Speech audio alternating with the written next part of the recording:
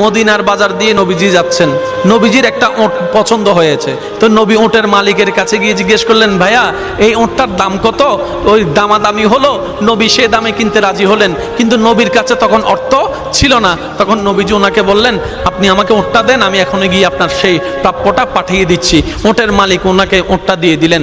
আশেপাশে যারা ওঁটের মালিক ছিল সবাই জিজ্ঞেস করতেছে, এই পাগলা, তুমি কি যাকে ওঁট দিয়েছো তাকে চিনো? বলে যে না। নাম জানো? বলে যে না। পরিচয় জানো? বলে যে না। ঠিকানা জানো? না।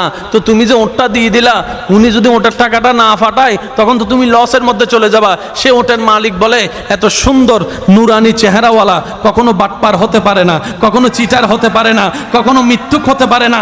ওনার চেহারা দেখেই তো আমি ওঁট বিক্রি করার আগে মনটাই বিক্রি করে দিয়েছি, মনটাই বিক্রি করে দিয়েছি, মনটাই বিক্রি করে দিয়েছি। তোমরা যাই বলো, আমার মন বলে উনি আসবেই আসবে, টাকাটা পাঠাবেই পাঠাবে। এই কথা বলতে না বলতে কিছুক্ষণ পরে নবীজির একজন সাহাবা এসে বলছেন, একটু আগে একজনে ওঁট নিয়ে গিয়েছেন, কাছ থেকে ওঁটের মালিকটাকে একটু দেখতে চাই। উনি বলে যে আমার থেকে। তো উনি বললেন, আমাদের নবী আপনার থেকে ওঁটটা নিয়ে গিয়েছেন, ধরেন ওঁটের টাকাটাও দিয়েছেন, আপনাদের খাবার জন্য কিছু খেজুরও হাদিয়া পাঠিয়েছেন, খেজুরও হাদিয়া পাঠিয়েছেন। ওই ওঁটের মালিক বলে, ভাইয়া টাকাটাও রাখেন, খেজুরটাও রাখেন, আগে আমাকে ওনার কাছে নিয়ে যান। আমি ওঁট বিক্রি করি নাই, আমার দিলটাই বিক্রি করে দিয়েছি। ওনার চেহারা মোবারক দেখে আমার মনটাই পাল্টাই গিয়েছে, আমি কালিমা পড়ে মুসলমান হয়ে যেতে রাজি আছি। সুবহানাল্লাহ। जिसका कोई सानी नहीं वो नबी हमारा है, मुस्तफा की अजमत का हद ही ना किनारा है। आशिक बोले, लम याति नजीर कफी नजरिन मिसले तुना शुद्ध पैदा जाना। চিৎকার দিয়ে বলেন না সুবহানাল্লাহ। ওই নবীটা কাদের নবী? হয় নাই, সবার আওয়াজ বলেন, ওই নবীটা কাদের নবী? আমাদের কি ভাগ্য সে নবীর উম্মত হতে পেরেছে। আর একটু জোরে।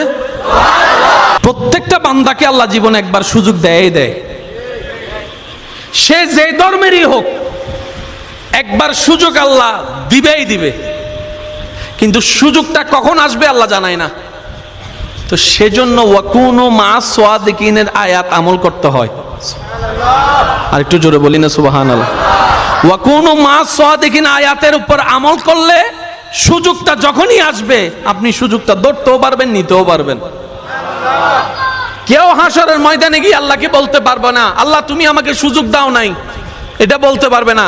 আল্লাহ পাক বলবে যে অমুক দিন এটা তোর সুযোগ দিছিলাম। আপনি তখন মনে মনে বলবেন, ও মাইলে ফিরে নাই তো নো বুঝি দেয়া না। কথা বলেন, কথা বলেন, কথা বলেন, ঠিক কিনা? আল্লাহ প্রত্যেক বান্দাকে জীবনে কয়বার সুযোগ দেয়? দিবে। হয়তো আপনার এসে চলে গিয়েছে, আর না হয় আসবে। একটু প্রস্তুত থাকেন। এটা ধরতে জানলে দুনিয়াও কামিয়াব, আখিরাতও কামিয়াব। যেমন বাইজিদ বুস্তামিকে আল্লাহ আপন করে নিতে চাচ্ছেন। উনি সারা রাত ভর কি নিয়ে দাঁড়াইছিলেন? ভাইয়া বলেন না ভাই। পানি। হাতে কি? হাতে কি? সারা রাত কি করছেন? দাঁড়ায় আছেন। আল্লাহ এটা কবুল করে নিছে। ডাইরেক্ট আব্দুল্লাহ থেকে ওলি আল্লাহ বানাই দিছে।